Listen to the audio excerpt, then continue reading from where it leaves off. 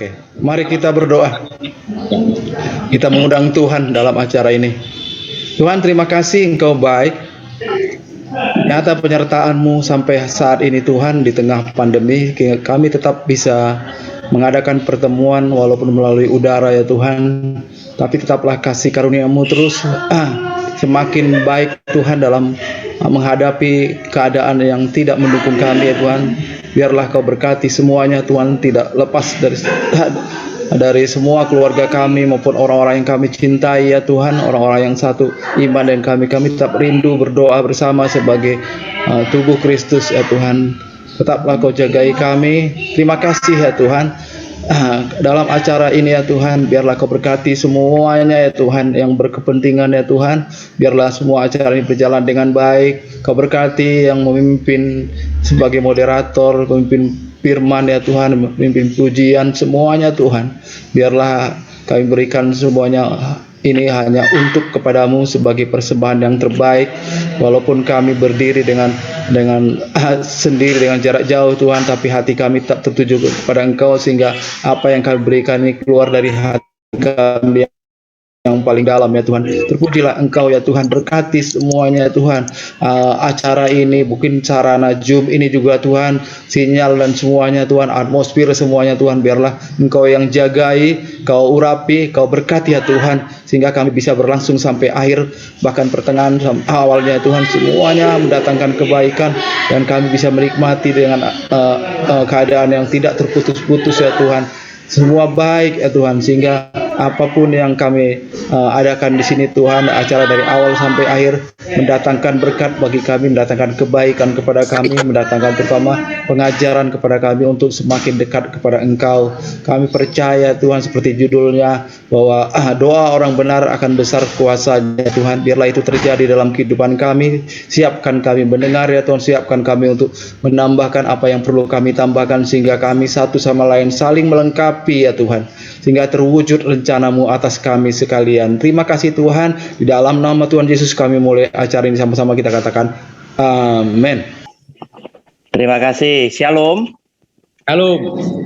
Saya bersyukur sekali hari ini bisa membagikan firman Tuhan di persekutuan Power of Pray. Oleh karena itu, ketika saya pertama kali menyampaikan firman Tuhan di tempat ini, saya ingin sekali memberikan bekal kepada teman-teman di dalam persekutuan ini, karena saya tahu ada begitu banyak pendoa yang sudah bergabung di dalam persekutuan Power of Pray ini. Oleh karena itu, kita ingin belajar dan berdiskusi. Saya akan padatkan renungan malam hari ini dengan judul bagaimana kita memiliki doa yang berkuasa. Sesuai dengan firman Tuhan, saya ingin sekali menjabarkan setiap firman yang keluar langsung dari mulut Tuhan Yesus. Saudara yang dikasihi oleh Tuhan, orang Kristen selalu berkata bahwa nafas hidup kita sebagai orang Kristen adalah berdoa. Tentunya setiap kita merindukan bagaimana saya boleh memiliki doa yang sangat berkuasa. Artinya, bahwa setiap kali saya berdoa, dijamin Tuhan mendengar dan Tuhan suka mengabulkan doa saya. Dengan waktu yang tidak lama, doa itu boleh dijawab oleh Tuhan. Itulah yang saya maksud, bagaimana kita memiliki doa yang berkuasa. Saudara, ada begitu banyak gereja dalam tanda kutip maupun pendeta dalam tanda kutip yang mengajarkan aneh-aneh. Artinya, di luar Alkitab, kitab suci kita. Dan saya tidak merekomendasi hal tersebut Anda ikuti. Tetapi Anda harus mengikuti apa yang ada di dalam kitab suci kita, di mana firman Tuhan itu disampaikan oleh Tuhan Yesus, para nabinya maupun para rasul-rasulnya. Oleh karena itu, persiapkan Alkitab Bapak Ibu sekalian, juga alat tulisnya. Saya senang ketika Anda setiap kali belajar bersama saya, Anda bawa Alkitab manual seperti ini. Bukan handphone. Handphone bukan Alkitab. Nanti di topik yang lain akan saya ceritakan, jelaskan apa jeleknya Anda pakai handphone. Yang pasti baiknya sekarang dengan Anda bawa buku yang seperti ini akan menjamin iman Anda akan bertumbuh lebih cepat. Kenapa? Karena di dalam Alkitab ini, setiap kali Anda mendengarkan firman Tuhan, ada hal-hal yang penting Anda bisa catat di samping firman Tuhan yang sedang kita dengarkan. Supaya memberikan catatan untuk mengingatkan kita apa maksud daripada firman tersebut. Saudara, kita langsung dulu masuk dari firman Tuhan yang keluar dari mulut Tuhan Yesus, Yohanes pasal 14, ayat 13 dan 14. Yang demikian bunyi firman-Nya. Dan apa juga yang kamu minta dalam namaku, aku akan melakukannya, supaya Bapa dipermuliakan di dalam Anak. Jika kamu meminta sesuatu kepadaku dalam namaku, aku akan melakukannya. Saudara, ini keluar dari mulut Tuhan Yesus sendiri. Dia menyediakan hati ketika kita meminta di dalam namanya, dia akan melakukannya. Tetapi di dalam ayat ke-13, kita harus cermati bahwa Yesus Kristus Tuhan ketika mengabulkan doa saudara dan saya, dia juga sekaligus memperhatikan apakah pengabulan yang dia berikan itu sekaligus memuliakan nama Bapakku atau tidak.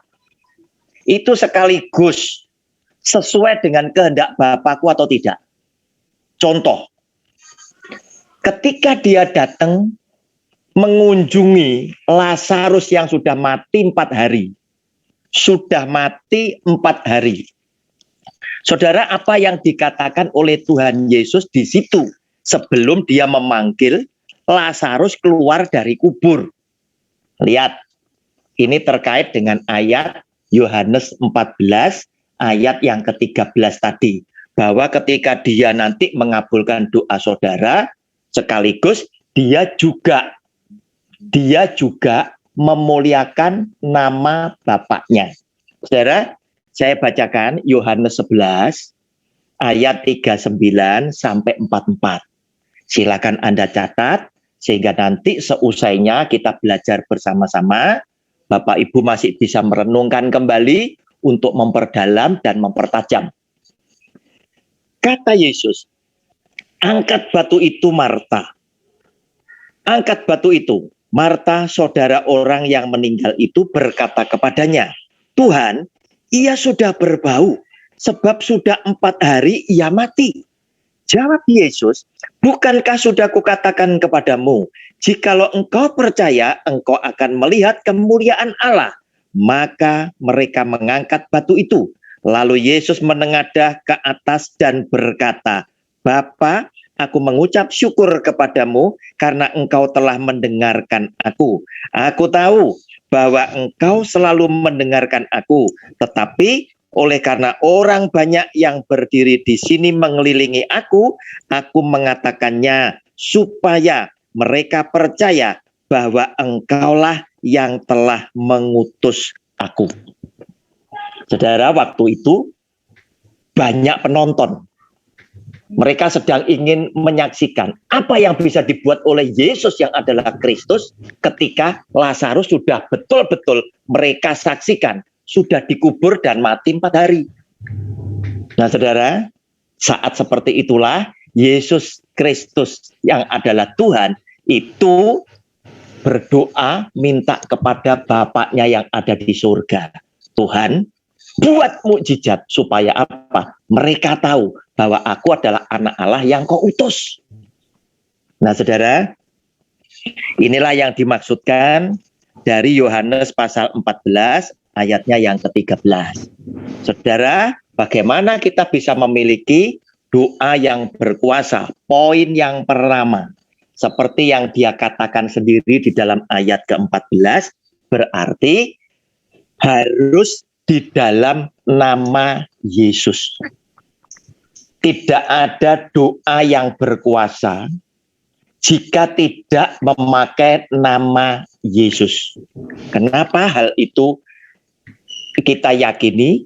Karena Alkitab memang memberikan kesaksian bagaimana ada orang-orang di luar orang orang Kristen, di luar orang percaya, yaitu Lukas pasal 9 ayat 49 dan 50 yang berkata demikian. Yohanes berkata, "Guru, kami lihat seorang mengusir setan demi namamu, lalu kami cegah orang itu karena ia bukan pengikut kita." Yesus berkata kepadanya, "Jangan kamu cegah, sebab barang siapa tidak melawan kamu, ia ada di pihak kamu." Artinya, Yesus yang adalah Tuhan mengizinkan orang di luar Kristen mau pakai nama Yesus Kristus Tuhan ngusir setan, silakan. Dan mereka berhasil. Yohanes mencegah, sebab bukan pengikut.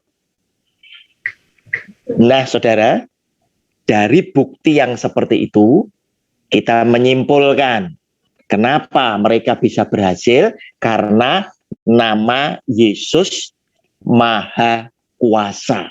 Karena Yesus adalah Tuhan, sehingga setiap orang yang berdoa di dalam nama Yesus, dia akan mendapatkan apa yang dia minta, karena nama Yesus adalah nama yang berkuasa. Sehingga walaupun Tuhan Yesus sudah ada di surga, 2000 tahun lalu peristiwa itu terjadi, saat sekarang saudara dan saya sebagai orang percaya masih selalu mendoakan orang sakit, mendoakan orang kerasuk setan, mendoakan orang bermasalah, dan lain sebagainya, selalu kita akhiri di dalam nama Yesus. Saudara, mungkin poin pertama buat Anda berpikir, oh, orang Kristen kan biasa Pak Roni, kalau setiap kali doa ya di dalam nama Tuhan Yesus, istimewanya apa? Saudara, kita naik kepada poin yang kedua.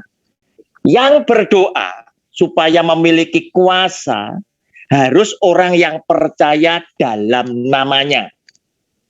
Nah, saudara, Anda tentunya akan juga berkata, Pak Roni, kita dibaptis membuktikan bahwa kami menerima dia sebagai Tuhan dan Juru Selamat. Aku menerima dia, nama dia tak terima. Nah, saudara, apa yang dikatakan oleh Tuhan Yesus ini bukan sesuatu yang sepele, saudara. Kalau kita periksa ayatnya, kita baca apa yang dikatakan oleh Tuhan Yesus. Poin kedua, orang yang percaya dalam namanya itu baru punya kuasa. Sebab apa? Yohanes pasal 1 ayat 12, demikian bunyi firman-Nya.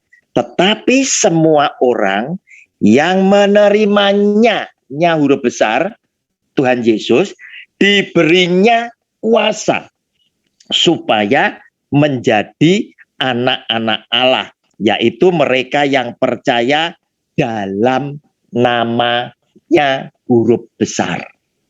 Nah, saudara, kenapa seperti itu? Kemudian kita boleh memiliki kuasa.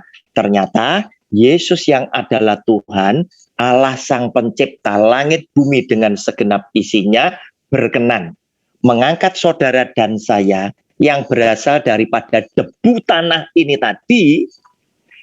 Oleh karena kita mau menerima namanya, menjadi Tuhan dan Tuan di dalam kehidupan kita, menjadi juru selamat kita pribadi, maka dia pun berkenan mengangkat saudara dan saya sebagai anaknya.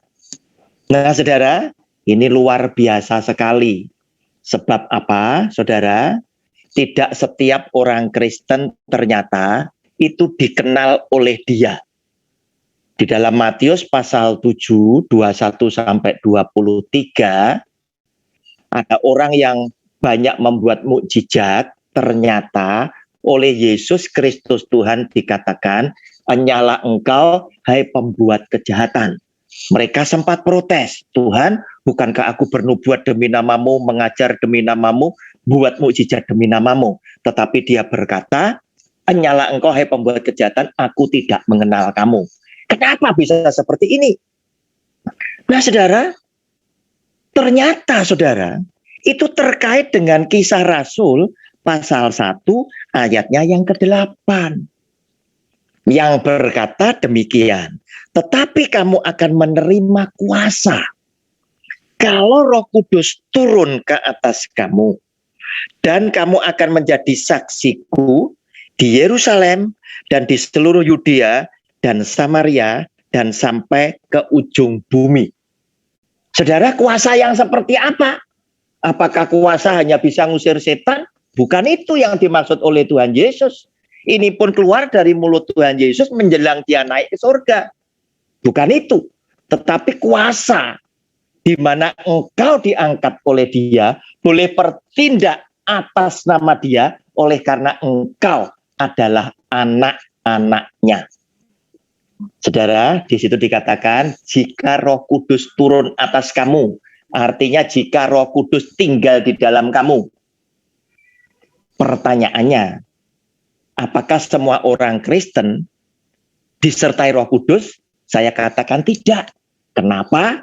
Jika engkau adalah orang yang disertai oleh Roh Kudus, sudah otomatis di dalam hidupmu engkau minim melakukan perbuatan dosa, sebab Yohanes pasal 16 memberikan satu-satunya ciri orang yang dipenuhi oleh Roh Kudus bukan karena berbahasa roh. Bukan karena berbahasa roh. Oleh karena itu, saya senang mengajak Anda kembali belajar kepada Alkitab. Kembali kepada firman Tuhan, bukan rekaan pikiran orang. Nah, saudara, gereja tertentu berkata, bukti orang dipenuhi Roh Kudus adalah berbahasa roh. Demi nama Tuhan Yesus, lewat acara ini, saya katakan salah. Sebab apa? Yang dikatakan oleh Tuhan Yesus, orang dipenuhi oleh Roh Kudus, cirinya cuma satu. Tetapi dari satu ciri ini tadi, orang ini bisa mewujud nyatakan di dalam perbuatan baik dan benar dengan jumlah yang tidak terhingga. Saudara, Yohanes pasal 16 ayat 13, itulah ciri yang disebutkan oleh Tuhan Yesus sendiri. Dia berkata, tetapi apabila ia datang, yaitu roh kebenaran, ia akan memimpin kamu ke dalam seluruh kebenaran. Sebab ia tidak akan berkata-kata dari dirinya sendiri, tetapi segala sesuatu yang didengarnya, itulah yang akan dikatakannya, dan ia akan memberitakan kepadamu hal-hal yang akan datang. Saudara, otomatis orang yang disertai oleh Roh Kudus, dipenuhi oleh Roh Kudus hidupnya, dia akan dipimpin oleh Roh Kudus ke dalam seluruh kebenaran.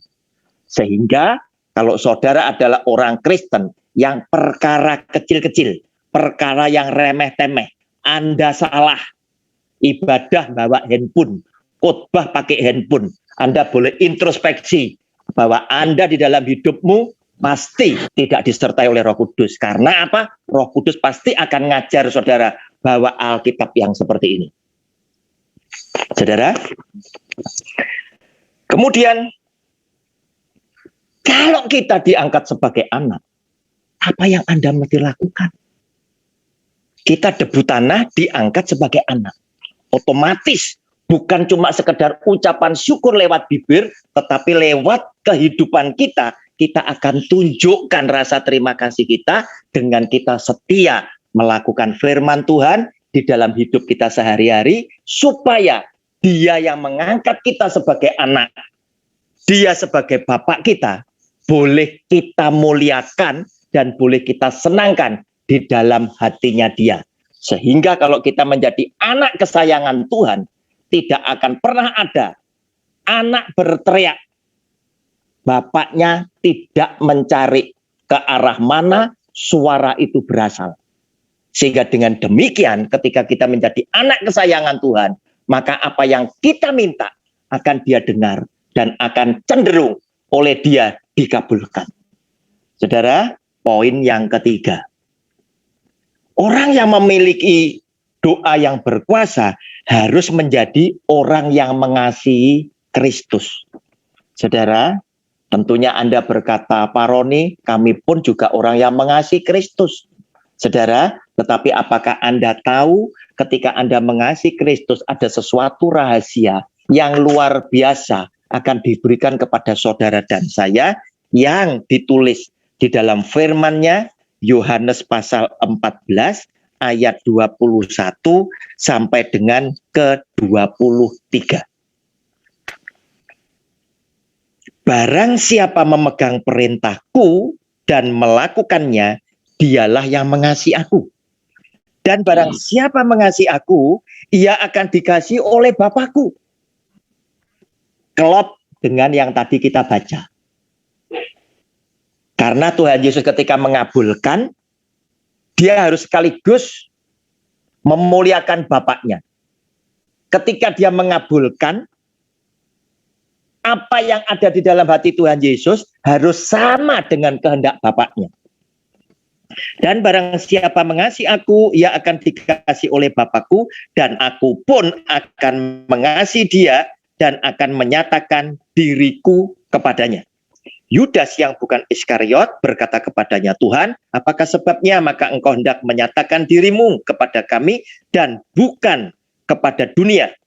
Jawab Yesus, jika seorang mengasihi aku, perhatikan ayat 23, silakan dicoret-coret, silakan di stabilo.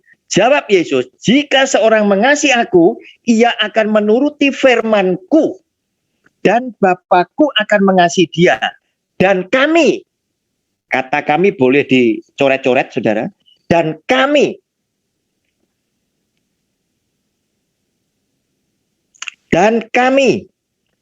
akan datang kepadanya, kepada saudara dan saya, dan diam, artinya diam, tinggal bersama-sama dengan dia, saudara dan saya, bapak dan anak, berkenan tinggal di dalam hidup saudara dan saya, sehingga kita hidup manunggal, marang Gusti, manunggal dengan Allah, menyatu dengan Tuhan.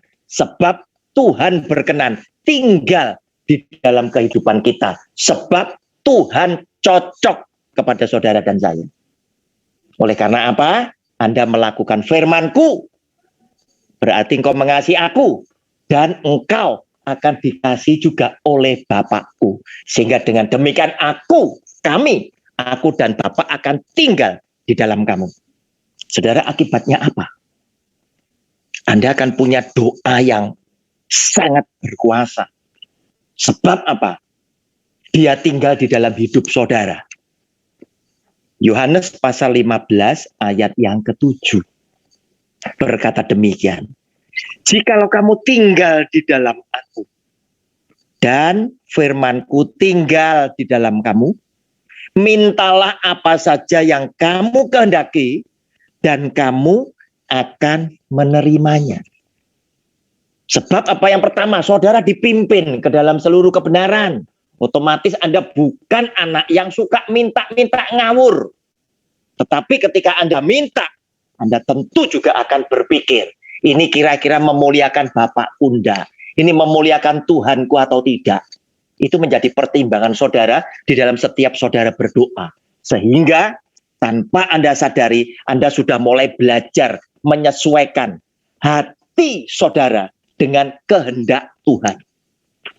Tuhan mengabulkan doa saudara dan saya jika sesuai dengan kehendak Dia. Tetapi oleh karena kita hidup manunggal dengan Dia, maka kita akan memiliki understanding. Kita akan memiliki saling pengertian antara kita dengan Bapa dan Anak yang tinggal di dalam kita, dengan Roh Kudus yang berkenan memimpin kita ke dalam seluruh kebenaran. Saudara, poin yang terakhir, keempat. Kita harus cerdas saat berdoa. Artinya, kita melihat apa yang akan saya doakan.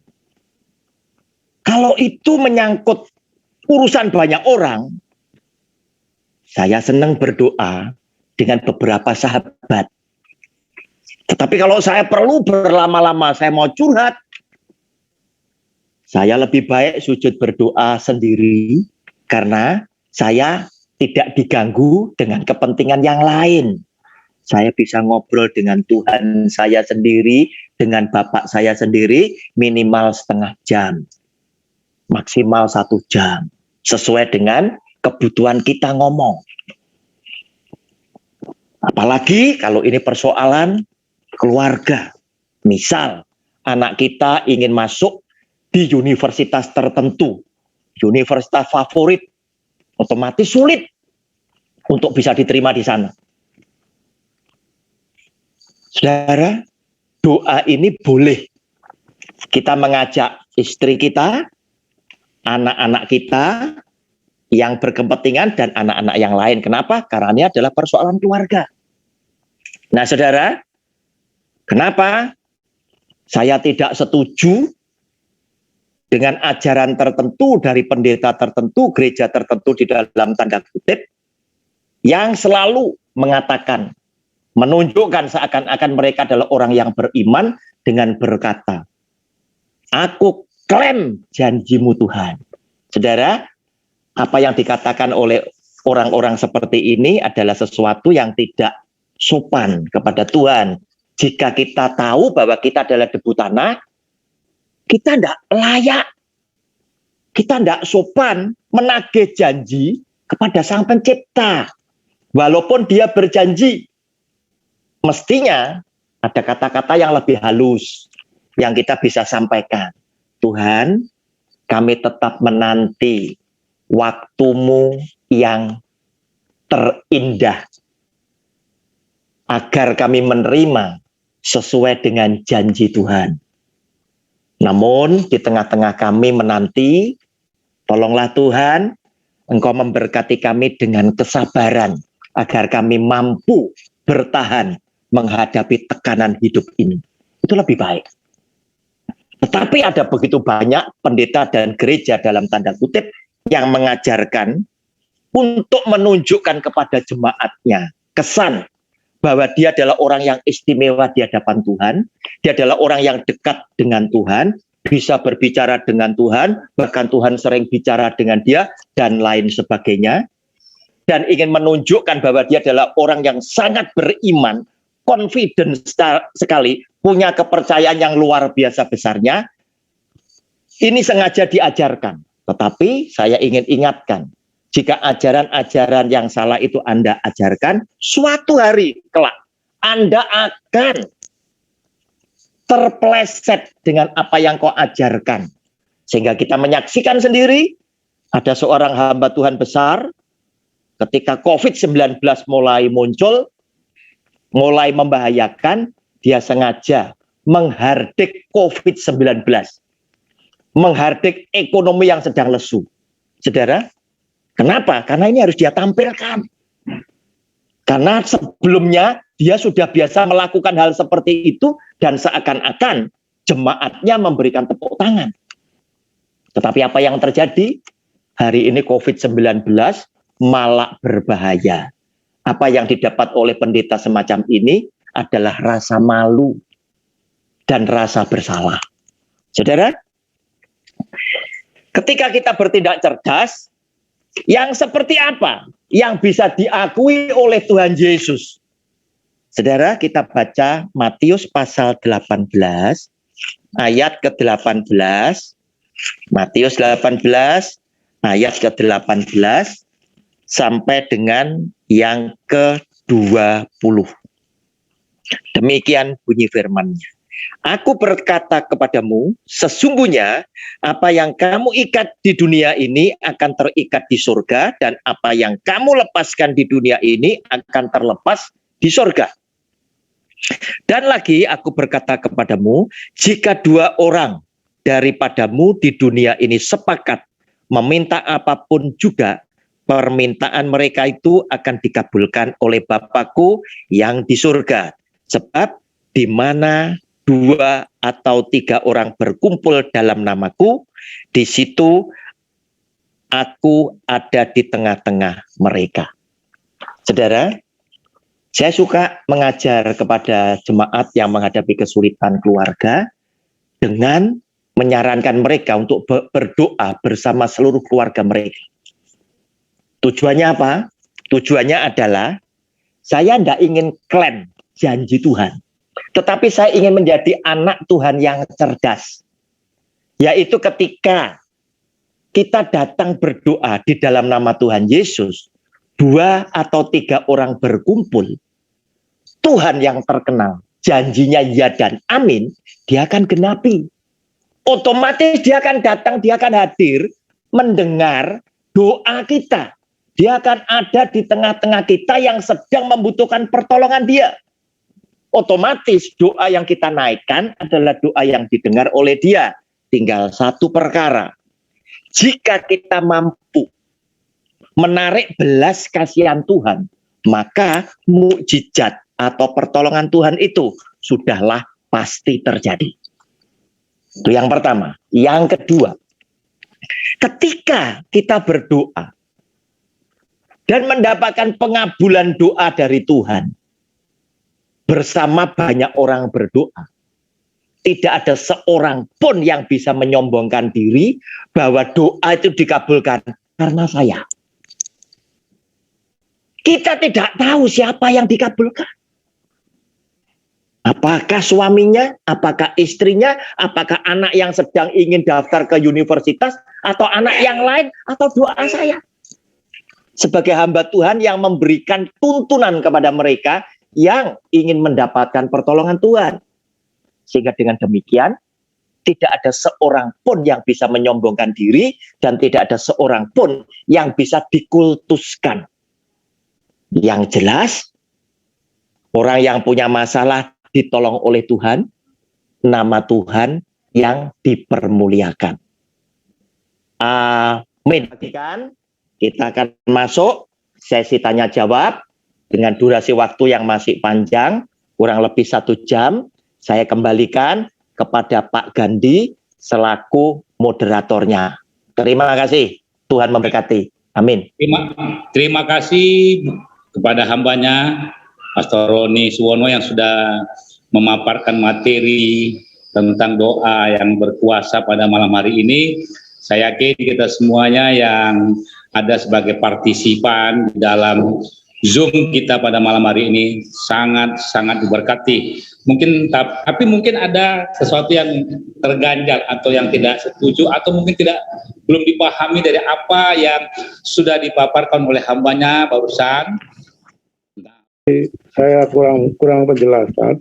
Ada empat syarat mungkin supaya doa itu dijawab. Mungkin satu, supaya dia sebagai anak cenderung dijawab, katanya nomor 1. Kedua, anak itu tinggal di dalam firman Tuhan, mungkin ada kecenderungan. Ketiga, bahwa kita tuh harus mematuhi aturan-aturan Tuhan itu, sehingga Pak Roni bilang inilah syarat-syarat orang yang berdoa sehingga cenderung dijawab oleh Tuhan. Intinya, jika saudara punya satu hubungan yang indah dengan Tuhan dan syarat-syarat Tuhan itu dipenuhi, maka katanya Pak Roni cenderungnya untuk doa itu dikabulkan. Yang keempat tadi Pak Roni bilang cerdas di dalam saat berdoa. Sehingga tadi dia mengambil kitab Matius 18 ayat 18, katakan 2 atau 3 orang bersatu berarti dikabulkan. Kan katanya Pak Roni tadi, supaya nanti kalau dikabulkan, satu orang tidak mengutuskan, satu dengan lain tidak mengutuskan, karena banyak orang, jadi siapa yang dikabulkan tidak tahu, katanya. Itu tafsirnya Pak Roni. Gitu. Nah, yang pertanyaan saya cukup tahu ini baik. Cuma menjadi ganjalan saya bagaimana dengan Paulus, Pak. Paulus tidak memenuhi syarat daripada ketiga syarat itu. Dia anak Tuhan, dia jadi nabi yang banyak lagi, penginjil yang hebat. Tapi kenapa pada waktu dia berdoa pada Tuhan, Tuhan tolong penyakitku ini dilepaskan. Kenapa Tuhan kok gak jawab, malah dia mengatakan cukuplah kasih karunia-Ku. Itu pertanyaan saya, apa sebabnya Tuhan kok tidak mengabulkan doa Paulus? Padahal Paulus memenuhi syarat untuk hal-hal demikian yang Pak Roni bilang. Yang keempat, cerdas katanya. 2-3 orang baru dikabulkan. Berarti kalau kita sendirian tidak bisa dikabulkan, Pak. Itu maksud saya. Kalau cuma satu orang, saya sendirian, apa dikabulkan? Itu Pak Roni, saya minta penjelasan yang saya tidak ngerti, supaya saya dijelaskan, supaya bisa mengerti gitu. Itu maksud saya, Pak Roni. Terima kasih atas kebenaran firman Tuhan. Baik, Pak Liman, terima kasih buat pertanyaannya.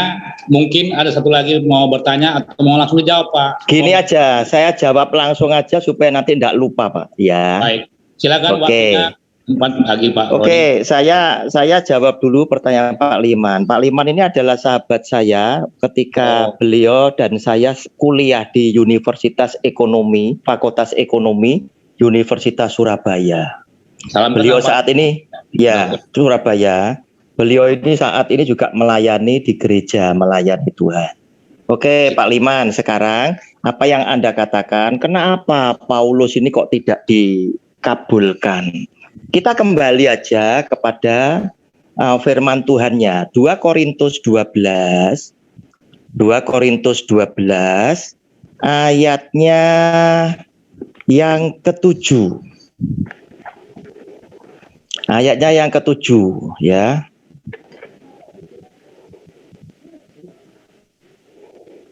Saya bacakan ayat ke-7. Dan supaya aku jangan meninggikan diri karena penyataan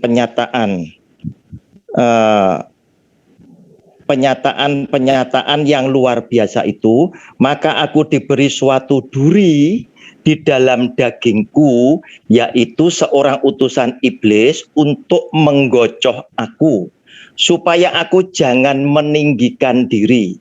Tentang hal itu, aku sudah 3 kali berseru kepada Tuhan. Dia sudah berdoa supaya utusan iblis itu mundur daripadaku. Tetapi jawab Tuhan kepadaku, cukuplah kasih karuniaku bagimu, sebab justru dalam kelemahanlah kuasaku menjadi sempurna. Sebab itu terlebih suka aku bermegah atas kelemahanku, supaya kuasa Kristus turun menaungi aku. Berdasarkan ayat yang saya baca ini, lihat ayat ke-7, kalimat yang terakhir dikatakan apa? Ketika doa Rasul Paulus yang hebat ini tadi, dia bisa hidupkan orang mati yang jatuh dari lantai ketiga itu tadi, ternyata supaya aku jangan meninggikan diri. Tuhan tidak ingin Paulus itu menjadi sombong. Seakan-akan setiap doanya dia itu dikabulkan. Nah, doa yang paling baik adalah doa yang diteladankan oleh Kristus. Kristus sendiri ketika dia bangkitkan Lazarus, dia selalu ngomong bahwa Tuhan, Engkau selalu mendengar aku. Tetapi ketika dia di Taman Getsemani, dia sebagai anak menyerahkan keputusan itu mutlak di dalam tangan Bapaknya. Dan dia berkata, Bapak, seandainya boleh cawan ini berlalu daripadaku, biarlah berlalu. Aku tidak usah jalani derita di atas kayu salib. Tetapi jangan kehendakku yang terjadi, biarlah kehendakmu yang terjadi. Saudara, lihat. Yesus yang adalah Tuhan itu memberikan pelajaran buat Anda dan saya, keputusan, kehendak, terserah Engkau Tuhan. Jadi klaim itu jelas salah. Dan tentang Rasul Paulus, kenapa dia tidak punya kuasa? Loh, Yesus yang adalah Tuhan di Taman Getsemani aja tidak ngotot. Dan Rasul Paulus ngakui supaya aku jangan meninggikan diri. Tentang hal itu aku sudah 3 kali aku berdoa, aku minta utusan iblis itu supaya mundur, tapi Tuhan tidak mengabulkan. Apa yang dijawab oleh Tuhan?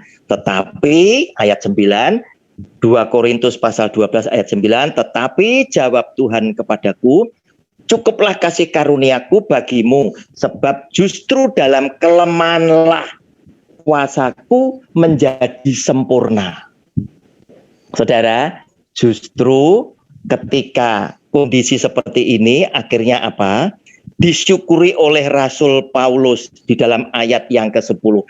Karena itu aku senang dan rela di dalam kelemahan, di dalam siksaan, di dalam kesukaran, di dalam penganiayaan dan kesesakan oleh karena Kristus. Sebab jika aku lemah, maka aku kuat. Sebab saat kita lemah, Tuhan itu memberikan dukungan. Tuhan memberikan kekuatan buat kita. Itu yang pertama, Pak Liman, ya. Bukan harus kita punya kuasa yang hebat ini berarti setiap kali kita minta itu dikabulkan. Tidak. Tetapi kita sebagai anak Tuhan, tadi saya katakan, kalau Anda adalah orang yang dipenuhi oleh Roh Kudus, pasti Anda dipimpin ke dalam seluruh kebenaran. Kita mintanya juga dengan kira-kira. Kita pun menutup doa, juga kita tahu doa yang model seperti apa yang dikehendaki oleh Tuhan, yaitu apa yang diteladankan oleh Kristus. Biarlah Tuhan, permintaanku ini terjadi oleh karena kehendak-Mu. Jadi kalau kita tidak dikabulkan, kita tahu itu bukan dikehendaki oleh Tuhan. Nah, kemudian yang kedua, apakah doa sendiri itu tidak penting? Tadi saya tidak katakan seperti itu. Doa sendiri boleh. Kalau saya ini lagi ingin curhat sama Tuhan, saya ingin doa sendiri. Apakah kalau doa sendiri Tuhan tidak hadir? Saya katakan, Tuhan pasti hadir jika 2-3 orang karena Dia janji. Tetapi apakah setiap kali seorang berdoa sendiri Tuhan tidak hadir? Belum tentu. Sebab tergantung sekarang. Kalau Anda sendiri-sendiri itu tergantung. Kalau Anda sebagai anak, tadi saya katakan tidak pernah ada bapak yang mengasihi anaknya yang tidak segera mencari asal suara anak itu menjerit. Nah, ini tadi. Kalau Anda bukan anak, bisa saja Anda tidak digubris oleh Tuhan. Sebab apa? Tuhan berkata, yang menjadi penghalang doamu, yang menjadikan Tuhan tidak menghiraukan doa kita adalah dosa-dosa kita. Nah, kalau kita sebagai anak, tentunya kita ingin menyenangkan hati kita punya papa, kita punya rasa takut dalam arti kata respek yang setinggi-tingginya. Saya tidak ingin sakiti hati bapak saya tidak ingin kecewakan hati Tuhan saya, otomatis saya punya kecenderungan selalu menyukakan hati Tuhan, selalu memuliakan nama Tuhan, otomatis dengan kasih sayang yang seperti ini, Tuhan akan memberikan timbal balik. Dia akan menjadi bapak yang sangat mengasihi saya sebagai anak-anaknya. Demikian Pak Liman dari 2 pertanyaan. Boleh saya tadi tambah sedikit Pak ya? Boleh, ya, boleh, silakan. Itu kan Pak Roni bilang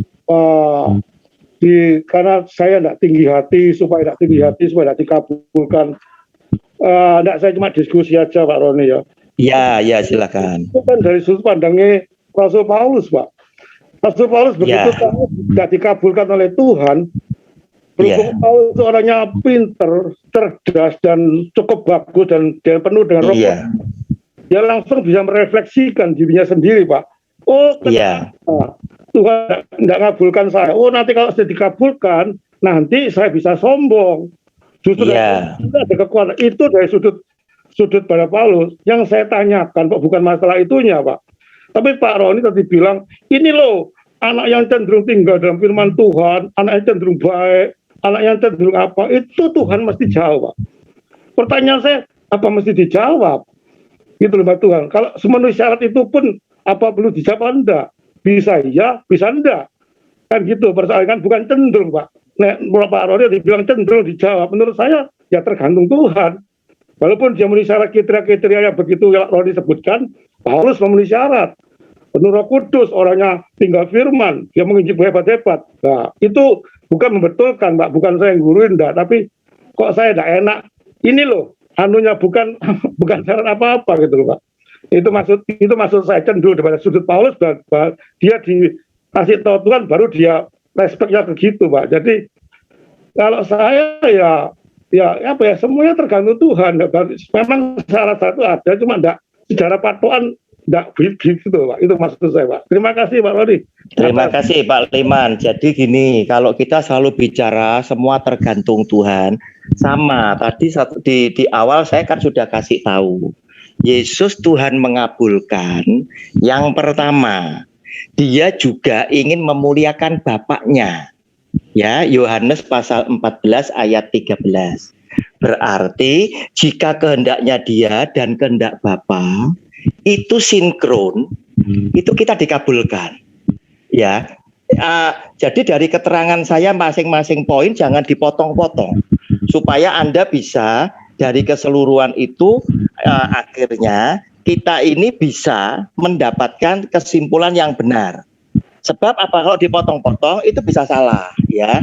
Contoh ya, barusan beredar ya videonya Esra Soru ya di TikTok ya. Dia cerita di awal dia itu melayani Tuhan, dia begitu bersemangat, beriman sekali. Karena firman Tuhan janjikan, kamu lewat air kamu tidak akan dihanyutkan, kamu lewat api kamu tidak akan juga dihanguskan. Nah, suatu kali ceritanya Esra Soru ini tadi, dia berjalan, ada orang di depannya dia. Kenapa orang-orang itu kok tidak berani lewat jalan yang sudah ditempuh? Kok harus cari jalan tikus, menghindari? Ternyata Esra Soru melihat, loh, itu di situ ternyata ada sarang lebah yang jatuh. Nah, dia berpikir, loh, kalau Tuhan aja sudah berjanji lewat air tidak dihanyutkan, lewat api tidak dihanguskan, ngapain dengan lebah ini harus takut? Nah, itu ceritanya dia. Akhirnya dia jalan, Pak Liman. Nah, begitu ketika dia jalan ini tadi, ternyata dia diserang lebah sampai dia harus ditolong oleh penduduk ke rumah sakit. Sehingga dengan demikian, dia akhirnya berkesimpulan, ternyata ayat ini tidak bisa berdiri sendiri. Karena ada ayat lain penunjangnya yang berkata, orang yang berpengalaman di Amsal, itu ketika ada bahaya, dia akan menghindar. Nah, demikian pula, tadi saya kan sudah katakan, ya, Tuhan itu mengabulkan doa kita jika sesuai dengan kehendak Dia. Nah, itu garis bawahi. Garis bawahi. Nah, saya sudah memberikan keterangan yang seperti itu. Nah, termasuk dengan kondisi Rasul Paulus. Oh, ini termasuk ini, memenuhi persyaratan. Apakah kalau dengan seperti ini, sudah pasti. Saya oleh karena itu, saya berkata, ada kecenderungan. Berarti ada sekian persen, itu haknya Tuhan. Kata kecenderungan berarti tidak mutlak 100%. Karena ada sekian persen, itu milik Tuhan. Dan di dalam keterangan saya juga menyebutkan bahwa Tuhan Yesus memberikan teladan, biarlah terjadi bukan kehendakku, tapi kehendakmu. Nah, demikian Pak Liman, terima kasih. Terima kasih Pak Roni. Terima kasih ya. Saya minta permisi Pak Roni ya, saya nanti Oke. Zoom khotbah di mana di GBI saya live ya, sorry ya, bukan Pak. Oke. Ya, terima kasih sudah bergabung. Terima kasih. Terima kasih atas penjelasannya. Terima kasih. Terima kasih. Ya. Silakan Pak. Terima kasih Pak Liman. Lanjut. Ya. Iya, baik, makasih Pak Roni. Terima kasih Pak Liman Handoko atas pertanyaannya dan saya yakin sudah terjawab Pak ya. Selebihnya saya yakin ya Roh Kudus akan mengajarkan sama Bapak sama kita semuanya. Baik, selamat jalan, selamat melayani Pak Handoko, Pak Liman Handoko. Ya, terima kasih. Selamat malam. Saya Pak Junedi dari Pare Kediri ya. Ya. Dulu TA sama Pak Roni. Ya, silakan. Kenapa? Ada ya pandemi ini sudah enggak. Terus ini kok ini ngajak Zoom di sini. Iya, biasa kita PA itu di rumahnya Pak Junaidi kurang lebih dihadiri 80-an jemaat Pak Gani. Luar biasa Pak, silakan. Ya, terima kasih. Saya tanyakan pada Pak Roni, tadi kan ada pertama doa yang harus di dalam nama Yesus. Iya. Terus orang di luar Kristen pakai nama Yesus, mereka berhasil. Iya. Soalnya gini, orang di luar Kristen itu kan berbuat jahat, tingkah lakunya tidak melakukan firman, kok mereka berhasil? Jangan-jangan kita dibuat iri, nggak melakukan firman berhasil. Nah, kita kadang melakukan firman jatuh bangun, doa nggak dijawab. Nah, itu gimana Pak Roni? Terima kasih. Ya, itu yang membuktikan bahwa nama Yesus itu adalah nama yang maha kuasa.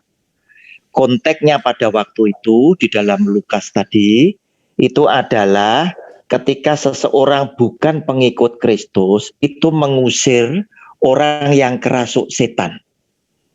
Nah, sekarang kita lihat di Matius pasal yang ke-8, setan itu mengenal sebetulnya, ya, siapa Yesus, siapa Anda. Oleh karena itu, saya senang jika Anda adalah pelaku firman dalam kehidupanmu sehari-hari. Cobalah Anda praktek. Kalau ada orang kerasuk setan, tidak usah panggil pendeta. Anda bisa. Dan itu hitungan detik, iblis itu kabur. Orang ini setan itu tahu.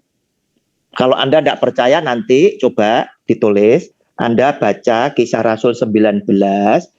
Itu ada judul bacaan anak-anak sekewa. Baca itu. Tetapi sekarang saya ingin ngajak saudara baca dari Matius pasal 8 ayat 28. Mulai 28. Judulnya 2 orang yang kerasukan disembuhkan. Ini saya buktikan bahwa nama Yesus adalah nama yang maha kuasa karena Yesus adalah Tuhan. Setibanya di seberang, yaitu di daerah orang Gadara, datanglah dari pekuburan 2 orang yang kerasukan setan menemui Yesus. Mereka sangat berbahaya sehingga tidak seorang pun yang berani melalui jalan itu. Dan mereka itu pun berteriak katanya, "Apa urusanmu dengan kami, hai anak Allah?" Dia sebut anak Allah kepada Yesus Kristus Tuhan. Berarti iblis itu tahu siapa Yesus sesungguhnya. Adakah engkau kemari untuk menyiksa kami sebelum waktunya? Berarti iblis setan itu nanti baru akan disiksa jika harinya tiba, yaitu hari kiamat. Selama ini iblis setan belum dihukum. Dia boleh happy-happy. Tidak jauh dari mereka itu sejumlah besar babi sedang mencari makan. Maka setan-setan itu meminta kepadanya, katanya, "Jika engkau mengusir kami, suruhlah kami pindah ke dalam kawanan babi itu." Yesus berkata kepada mereka, "Pergilah." Saudara, berarti iblis setan ini tidak akan mati lebih dulu, disiksa dalam api, siksaan api neraka sebelum waktunya. Dia bisa happy-happy di dunia ini tadi, dan dia bisa tinggal yang pertama di orang, merasuk orang. Ya, orang bisa kerasuk. Kenapa kok bisa kemasukan? Karena tubuhnya cocok. Dia senang, dia masuk di situ. Kenapa kok senang? Karena orang ini jauh dari Kristus. Sehingga iblis setan cocok tinggal di dalamnya. Kemudian yang kedua, iblis setan itu bisa masuk tinggal di hewan ternak. Buktinya dia minta, "Tuhan, ada babi, suruh aku pindah ke sana." Dan Tuhan Yesus katakan, "Pergilah." 3, dia bisa tinggal juga di benda-benda lain. Di pohon, di benda-benda tertentu, di permata, atau benda-benda yang dipuja oleh manusia. Karena apa? Dia cocok. Demikian Pak Junaidi, bahwa nama Yesus adalah nama yang maha kuasa. Sehingga ini bisa. Nah kemudian kita kadang bisa iri. Orang itu kok bisa ngusir setan, aku tidak bisa. Nah saudara, Tuhan memang memperlakukan kita sebagai anak berbeda dengan yang tidak anak. Di dalam Alkitab dia katakan justru kepada anak. Anak ini tak didik, tak ajar. Supaya apa? Anak menjadi sesuatu yang berbeda dengan yang bukan anak. Termasuk hal-hal yang seperti ini. Supaya apa? Kita introspeksi. Kenapa kok aku tidak bisa? Kita introspeksi. Kenapa? Karena firman Tuhan jelas berkata, siapa yang diberi banyak, dia akan dihukum lebih banyak. Termasuk kita yang mengerti firman Tuhan, Tuhan akan tuntut kita lebih tinggi daripada orang lain. Jika kita melanggar firman Tuhan, Tuhan lebih marah kepada kita dibandingkan dengan orang yang tidak mengerti tentang firman Tuhan. Demikian Pak Junaidi, kira-kira sudah bisa diterima. Ya, terima kasih Pak Roni. Terima kasih. Silakan Ibu Pak. Saya tidak bertanya. Saya tidak bertanya, cuma hanya menambahkan aja. Apa Ya. yang dikatakan Pak Roni itu betul. Ya. Meskipun kita berdoa, istilahnya berdoa dengan tekun dan lain sebagainya. Kalau Tuhan tidak berkehendak dengan permintaan doa kita, Tuhan juga tidak akan mengabulkan. Amin, betul. Dan saya dari Katolik ya Pak ya. Satu kata-kata Bunda Maria yang paling aku pegang, terjadilah padaku menurut kehendakmu. Iya. Jadi apapun itu yang sudah istilahnya kita seumpama berdoa, aku memohon ini, tapi Tuhan nggak mengabulkan. Itu kita kadangkala sebagai manusia itu seringkali marah. Apa ya Tuhan kok nggak ngabulkan? Nah, itu ada dua jawaban. Yang satu, Tuhan masih menguji iman kita. Sampai di mana imanmu kepadaku? Kalau sudah aku kabulkan, kamu kan pasti berhenti berdoa toh. Satu. Yang kedua, karena permohonanmu itu tidak sekehendak dengan aku. Iya. Rencanamu bukan rencanaku. Rencanaku adalah yang terbaik untuk umatnya di dunia. Amin. Manusia selalu berpikir secara duniawi, sedangkan Tuhan berpikir untuk melindungi, menyelamatkan umatnya. Tuhan pasti menyayangi seluruh umatnya. Cuman kita saja yang masih belum bisa belum bisa mengerti apa sih dibalik semua rencana Tuhan itu. Di balik salib pasti ada berkat yang lebih besar untuk kita. Amin. Salib setiap orang berbeda-beda Pak. Kadang memang manusia itu selalu gini ya. Enak yo, bapak iku ngene tok, lah aku kayak gini. Enak ya itu. Itu sering mereka selalu mengeluh kalau saya bilang. Kita kurang bersyukur. Padahal zaman seperti ini kalau kita boleh berpikir secara secara terbuka. Bayangkan Tuhan memberikan oksigen secara cuma-cuma kepada kita. Sedangkan mereka yang terpapar COVID untuk oksigen aja mereka harus beli kan. Antri lagi. Ini salah satu karunia Tuhan terbesar yang sama sekali banyak terlupakan oleh kita sebagai umatnya. Pagi hari kita bangun bisa menghirup udara, itu sudah amat sangat bersyukur.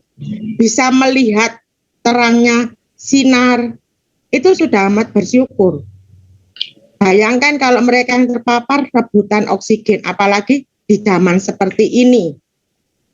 Kalau saya boleh tambah masukannya, di zaman seperti ini, janganlah kita makin menjauh kepada Tuhan. Melekatlah selalu kepada Tuhan. Apapun itu yang terjadi, serahkan kepada Tuhan. Tuhan pasti memberikan jalan yang terbaik. Itu saja Pak, terima kasih. Ya, benar sekali Ibu Melisa Joyo dari Jember. Salam kenal Ibu Melisa Joyo dari Jember. Salam kenal juga Pak. Shalom Pak Roni, terima kasih. Sungguh sangat jelas ya. Terima kasih. Terangkan pada malam hari ini tentang doa. Saya sih dari kecil sudah terbiasa doa ya. Bapak saya juga dulu penatua di gereja gitu. Nah, saya Nurida Sitorus Bane dari HKBP, tinggal di Cikarang. Ya. Cikarang. Iya, Cikarang Bekasi, Pak. Iya, iya. Ya. Saya ada sesuatu hal yang sudah lama sekali saya berdoa, bergumul terus di dalam doa ini. Maaf kalau saya curhat sedikit, Pak. Saya sudah Silakan, Ibu. Saya sudah ditinggal suami kurang lebih 10 tahun yang lalu. Jadi suami saya menikah lagi gitu. Iya, iya. Jadi sampai sekarang tidak ada tanggung jawab ke anak dan ke kami gitu. Tapi karena begitu besar kasih Tuhan yang sudah kami rasakan sampai saat ini, pemeliharaan Tuhan sempurna begitu kan. Kami bisa ada saat ini bersama anak saya satu, masih kelas 8. Iya, iya. Nah terus kami sering sekali itu dulu awal-awalnya ya dengan anak saya masih TK waktu itu anak saya juga pendoa syafaat dari dia bisa berdiri di sekolah minggu gitu ya. Siapa mau doa syafaat? Langsung anak saya maju sampai sekarang sudah remaja begitu. Nah, jadi awal-awalnya Pak kami berdua itu sering doa sepakat ya sama anak saya sampai kami nangis-nangis berdoa untuk supaya papanya pulang begitu kan. Nah, kalau kan di gereja HKBP Pak di nats pernikahan kami itu ada di surat pernikahan itu dari gereja ada nats. Jadi nats pernikahan kami itu dari 1 Petrus 5 ayat 10 bunyinya seperti ini. Dan Allah sumber dari segala kasih karunia yang telah memanggil kamu dalam Kristus kepada kemuliaannya yang kekal akan melengkapi, meneguhkan, menguatkan dan mengokohkan kamu sesudah kamu menderita seketika lamanya. Begitu bunyi nats pernikahan kami Pak. Jadi yang menjadi pertanyaan saya Pak, salah nggak kita kalau bosan untuk mendoakan itu? Jadi saya sudah lama tidak mendoakan ini Pak. Kalau dulu saya seperti apa tuh ada Roh Kudus itu saya berdoa untuk ini, Tuhan tolong kuatkan saya, tolong ini saya akan tunggu terus janjimu Tuhan begini sesuai dengan ayat ini tadi Pak. Sungguh sangat luar biasa sih ayat ini begitu kan. Tapi secara manusia kadang saya lemah Pak untuk menanti janji Tuhan ini begitu. Nah, saya sih bukannya menyatakan saya orang benar gitu, tapi enggak juga saya orang jahat gitu loh Pak. Nah, makanya itu yang menjadi pertanyaan saya Pak. Saya saat ini sudah enggak pernah mendoakan ini begitu. Jadi kalau saya kepikiran ke hal ini, seperti kata Ibu Melisa tadi, jangan kehendakku Bapa, kehendakmu jadilah. Jadi saya merasa juga sih sudah enjoy gitu ya. Jadi selama kurang lebih 10 tahun ini saya bersyukur juga dipertemukan Tuhan dengan orang-orang yang benar. Saya dibawa kami banyak aktivitas kami melayani ke penjara-penjara sampai keliling Indonesia. Kami sudah melayani ke penjara-penjara, ke panti jompo, kemana-mana. Tuhan bawa saya ke sana gitu. Sampai saya udah dibawa pelayanan itu sudah 2 kali ke Singapura, 1 kali ke Malaysia bersama teman saya begitu. Dengan saya hanya punya badan gitu loh Pak. Nah, jadi ya mungkin Tuhan membawa saya ke sini walaupun doa saya itu tidak dijawab Tuhan begitu. Mungkin kalau saya bersama suami saya mungkin saya tidak bisa melayani, jadi seperti itu. Makanya saya berpikiran sekarang Tuhan teramat baik, lebih mengerti dan sangat mengerti akan keadaan kita. Jadi sekarang saya bilang Pak, Tuhan mau bawa saya kemana? Suka-sukamu saja Tuhan. Oke Pak, terima kasih Pak. Tuhan Yesus memberkati Bapak Roni, luar biasa firman-Nya Pak. Thank you. Terima kasih. Jadi saya ingin tambahkan, ingin jawab Bu Nurida tadi. Salah tidak kalau saya sudah bosan berdoa? Nah, di dalam Alkitab ternyata ada 2 nasihat yang kelihatannya kontradiktif, padahal tidak. Tergantung konteksnya. Yang pertama, dia menasehati kepada Anda dan saya supaya kita tidak bosan-bosan berdoa. Pernah baca ya Bu ya? Supaya kita selalu berdoa. Salah satunya contoh yaitu ketika Tuhan Yesus itu memberikan contoh seorang janda yang ngerepoti seorang hakim yang jahat. Gitu. Tetapi satunya lagi, dia menasihatkan. Jika Anda sudah berdoa, yakinlah bahwa engkau sudah menerima. Berarti tidak usah berkali-kali. Anda sudah ngomong, selesai. Nah, sekarang Ibu tadi kan punya kesimpulan juga yang sudah benar. Oh, bisa saja doaku ini tidak sesuai dengan kehendak Dia. Pegang aja itu. Tetapi oleh karena Ibu pernah menyampaikan doa, ingin kalau suami itu kembali, berarti Ibu harus siap. Kalau suatu hari kelak suami Anda kembali dalam keadaan sakit, Anda harus terima. Kenapa? Karena hal ini adalah sesuatu yang seringkali terjadi. Ketika laki masih gagah, mungkin perempuan yang lainnya, will-nya ini masih mau terima. Tetapi ketika laki ini kemudian sakit, nggak bisa ngapain, katakan stroke dan lain sebagainya, biasanya ini pulang, Bu, kepada yang pertama kali. Karena yang pertama kali itulah yang pasti masih bisa diharapkan mau merawat dia di dalam kekurangan dan kelemahan dia. Nah, itulah yang mungkin akan menjadi salib ibu. Karena ibu sudah pernah minta, Tuhan kembali. Tetapi sampai hari ini tidak kembali. Tetapi nanti bisa saja ibu diuji imannya oleh Tuhan. Bagaimana seandainya yang kembali itu sudah tidak seindah yang dulu lagi. Siapkan hati ibu. Terima kasih. Thank you Pak, makasih Sama-sama. banyak. Sama-sama. Boleh saya bertanya? Shalom. Martin. Mungkin Boleh saya ini Ibu. baru ya, karena saya Ya. juga berasal dari Muslim. Saya masuk Ya. saya mengenal Tuhan tahun 2012 di Ya. Singapura. Itu karena Iya. kehidupan saya yang pahit. Saya berselingkuh dengan sahabat saya lari dari kehidupan. Saya pergi ke Singapura, melarikan diri, sehingga saya Iya. mengenal Kristus di situ. Dan saya Iya. mengenal Kristen. Setelah saya pulang ke Indonesia, saya tidak diterima oleh keluarga. Saya harus keluar dari Iya. keluarga. Bahkan saya pun ditinggal suami, menikah lagi, akhirnya diceraikan. Saya punya kepahitan hati yang begitu dalam. Sampai akhirnya saya mempunyai penyakit hepatitis. Saya mencoba untuk pergi ke luar negeri lagi tadinya kan, karena sudah nggak ada keluarga untuk menampung kemana-mana. Tapi saya nggak bisa pergi ke luar negeri, malah saya dijual orang di Batam. Dan saya diseberangkan ke Singapura. Saya pulang dari Singapura, di situ saya disentuh Tuhan Yesus. Saya mencoba untuk mengakhiri hidup saya, untuk terjun dalam hidup saya.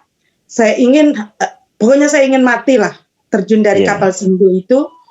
Di situ saya diselamatkan Tuhan Yesus sendiri. Dia datang dan dia berkata, Hana, kamu anakku, kembalilah padaku. Waktu itu Tuhan berkata seperti itu, tapi saya nggak tahu kalau itu Tuhan awalnya. Setelah saya pulang ke darat sampai ke Batam, saya berjalan kaki sampai ke gereja GBSDI Kenakoya Hilir. Saya bertemu dengan Ibu Sri Sunarti dan saya ditolong beliau. Saya ditampung di rumahnya. Saya dikerjakan dia, saya bisa membayar hutang saya karena saya dijual orang 10 juta yang saya harus bayar kan. Saya bayar semua. Di situ saya udah pulang ke Indonesia, saya tidak diterima di keluarga.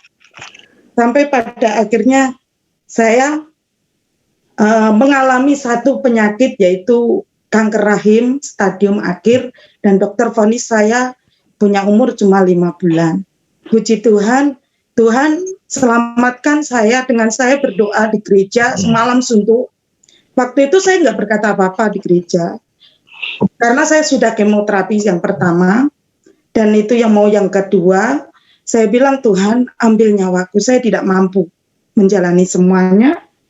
Tapi Bapak Pendeta saya bilang, katanya Hana kenapa kamu teriak-teriak? Saya bilang saya nggak bicara apa-apa, saya hanya menangis di dalam Tuhan. Saya bilang, Hana, kamu masih punya kepahitan hati yang kamu harus lepaskan. Nah ini saya tadi tentang doa saya bilang kan, saya mencoba untuk melepaskan kepahitan hati saya itu.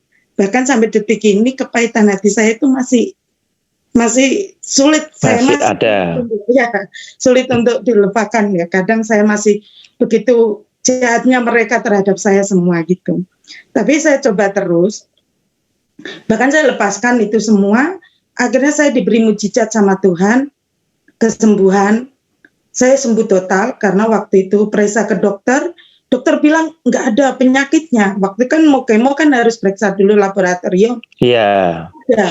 Nah, persiapan. dokter aku pun juga sempat ini. Bersamaan dengan itu saya dipanggil Tuhan untuk berstudi di STT Rema ini, Salatiga ini. Saya mulai belajar tentang Alkitab di sini. Yang saya tanyakan tadi tentang semua orang Kristen kok tidak memiliki Roh Kudus itu tadi loh yang saya ingin tanyakan pada Roni. Saya kurang jelas, jujur aja. Saya kan kadang saya juga masih merasa saya punya dosa. Kadang saya belum bisa mengampuni sepenuhnya keluarga saya, bapak ibu saya yang menolak saya, karena saya mengikuti Kristus. Terus suami saya meninggalkan saya, sahabat saya yang mengkhianati saya kadang masih ada sampai detik ini nggak mengampuni gitu ya. Tapi saya coba terus, saya belajar mencoba, saya melepaskan pengampunan kekuatan. Saya belajar berdoa terus. Pak Roni tadi, kalau orang tidak melakukan semua kebenaran Tuhan kan tidak disertai Roh Kudus. Nah itu yang ingin saya tanyakan pada Pak Roni. Iya Bu Hana, saya ingin nasihati Anda lebih dulu sesuai dengan kesaksian yang luar biasa. Anda dari luar Kristen, dijamah oleh Tuhan Yesus masuk Kristen karena dia berkenan menyatakan diri. Baik dalam wujud maupun dalam bentuk suara. Yang pertama, Ibu, Anda adalah orang yang dicintai Tuhan. Amin. Kalau tidak, ngapain dia harus kasih tahu kepada Bu Hana? Ngapain dia harus selamatkan Anda? Bukankah dia punya umat ciptaan begitu banyak? Berarti yang harus Bu Hana sadari bahwa Anda adalah orang yang dikasih dan terpilih. Amin. Ibu hati-hati ya, hati-hati. Orang disembuhkan dari sakit. Itu belum tentu ya akan mengiring Yesus Tuhan itu sampai dengan tarikan nafas terakhir. Tetapi saya janji, maaf Pak Roni, saya janji sama diri saya sendiri setelah saya disembuhkan, hidup saya, sisa umur saya hanya untuk melayani Tuhan. Amin. Dan Tuhan buka jalan. Saat ini saya pun digiring Tuhan ya untuk studi di sini. Dan puji Tuhan sampai detik ini saya juga dipiara Tuhan. Entah dari mana aja, saya juga kadang nggak sadar sih. Kok saat ini, saat mau bayar, saat mau ini, kok ada aja Tuhan kirim gitu. Saya juga kadang nggak kenal orangnya. Puji Tuhan lah.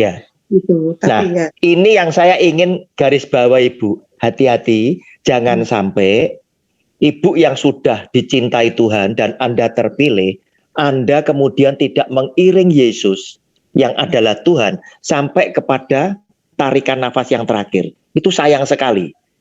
Tentang apa yang terjadi di dalam kehidupan Ibu, kepahitan dan lain sebagainya, Ibu mesti sadari bahwa setiap orang, kalau orang kadang ngomong gini, setiap orang ini kan punya salib masing-masing. Nah, saya menyederhanakan dengan bahasa sederhana. Setiap orang oleh Tuhan diberi oleh Dia cerita hidup masing-masing. Tetapi di dalam setiap cerita, Tuhan sebagai sutradara itu ingin selalu menghadirkan yang baik pada akhirnya. Termasuk kepada Bu Hana. Nah, oleh karena itu Ibu tetap jalan mengiring dia. Kenapa? Karena ternyata dia sekarang mulai menuntun Anda kepada hidup yang benar. Pertanyaan Anda tentang Allah Roh Kudus. Ibu ada Alkitab tadi di situ. Ibu buka, oke, saya bacakan ya. Kisah Rasul pasal 1 ayat 8. Ibu lihat. Tetapi kamu akan menerima kuasa.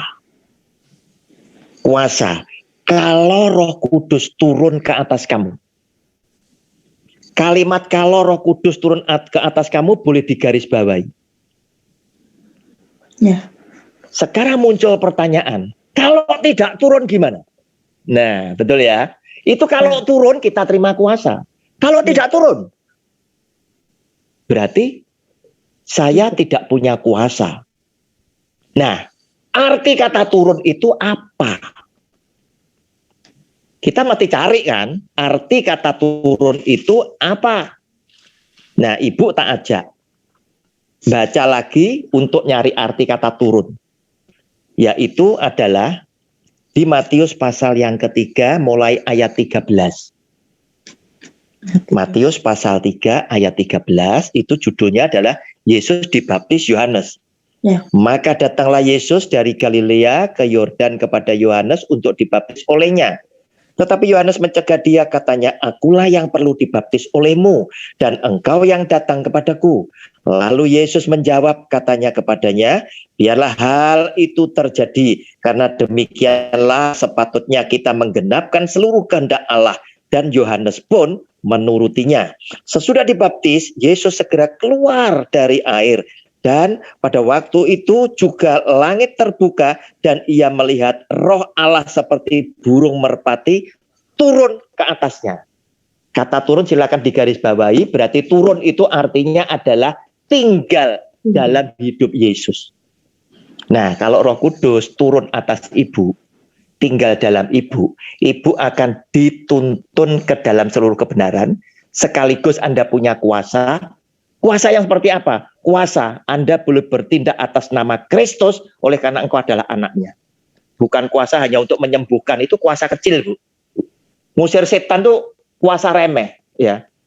Buat mukjizat itu kuasa spesifik, kecil. Tetapi kuasa yang dalam Kisah Rasul 1 ayat 8 itu adalah kuasa kita diangkat sebagai anak. Karena kita akan dijadikan sebagai saksi. Nah, sekarang ibu timbul teka-teki. Kalau gitu aku boleh introspeksi, Roh Kudus itu ada di tempat saya tidak? Ibu, ada beberapa. Bisa Roh Kudus tidak tinggal di tempat kita.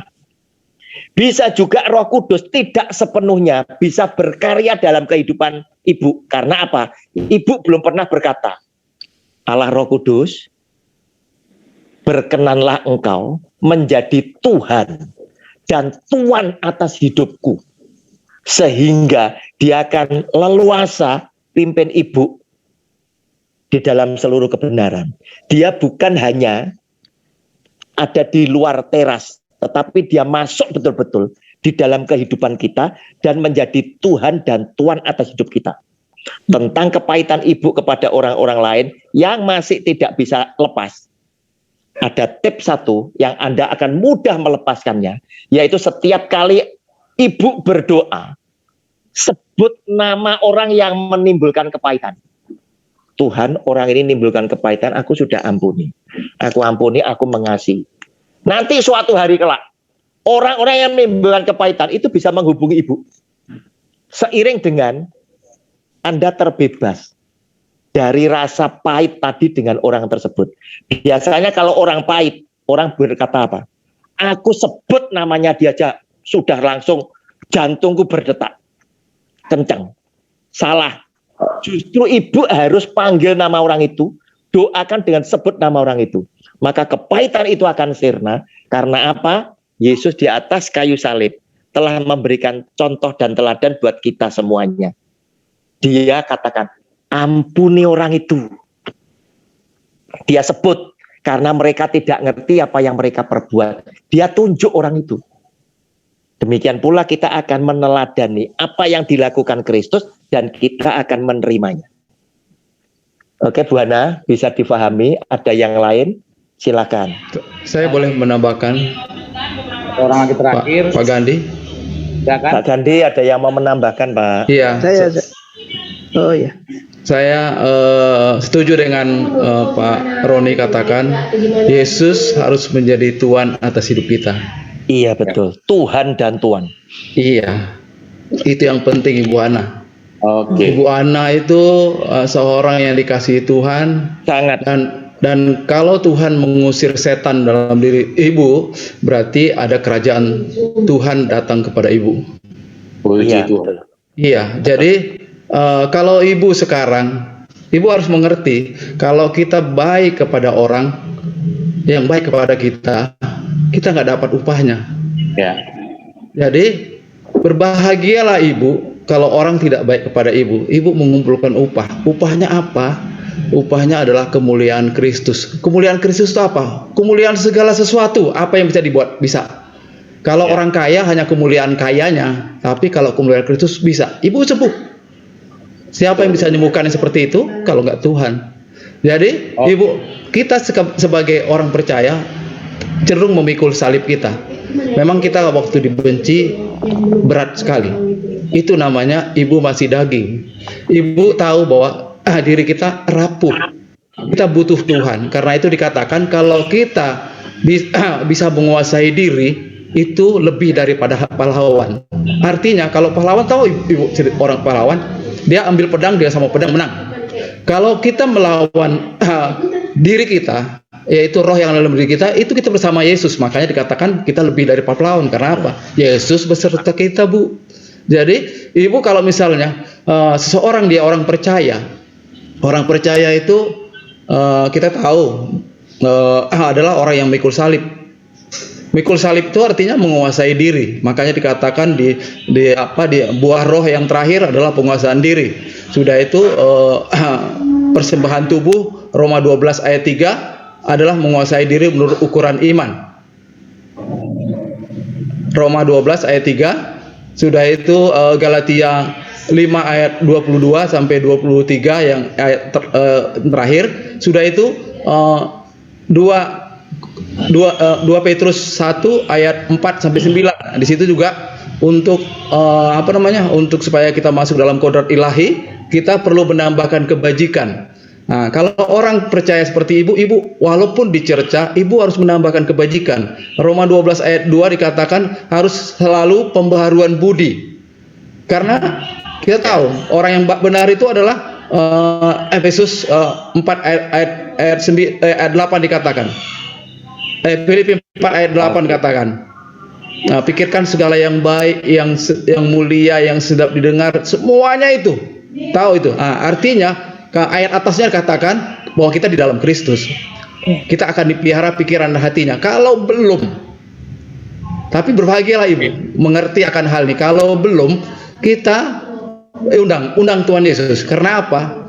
Kalau Yesus ada dalam diri kita, kita merdeka. Kalau belum ada, belum merdeka. Tapi kita berbahagia. Kita sudah dikasih power. Ibu sudah praktekkan kuasanya. Ibu menang terhadap sakit. Itu artinya Tuhan ada di dalam diri ibu. Kerajaan Tuhan sudah. Ibu tinggal terus.